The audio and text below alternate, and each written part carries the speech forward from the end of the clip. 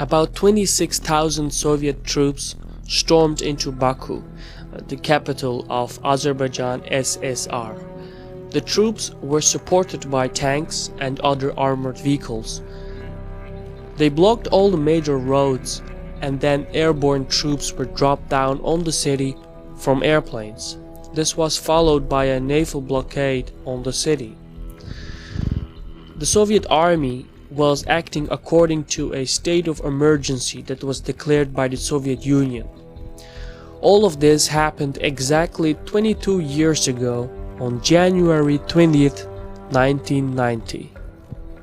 This crackdown is better known as Black January.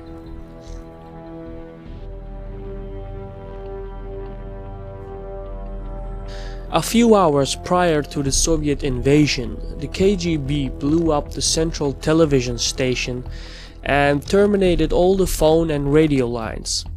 This effectively put Baku in an information blockade. Nothing was getting in or out.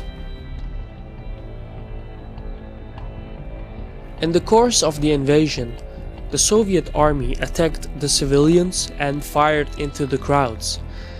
They were even firing at ambulances, medical personnel, and even a school bus. The shooting continued on for 3 days, and according to official figures, 137 people died, and between 700 and 800 people were injured. But unofficial estimates put the number of deaths up to 500 people. The state of emergency continued on for about 4 months. But despite this, almost the entire population of Baku, more than 1 million people, showed up to the burial of the victims on the 3rd day. For another 40 days, the people stayed away from work in a sign of mourning and mass protests.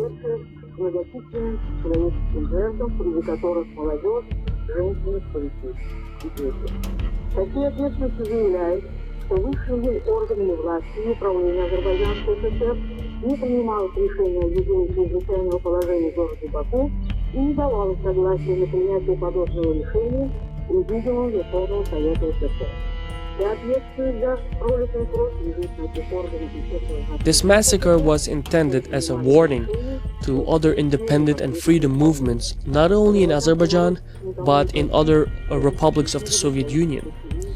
When the word got out about the massacre in Baku, the other Soviet states, such as Ukraine, Baltics, Georgia, they were all inspired and formed their own independence and freedom movements. So Black January played a key role in the collapse of the Soviet Union. This was a Kashmir report by me, Shivan. Thank you.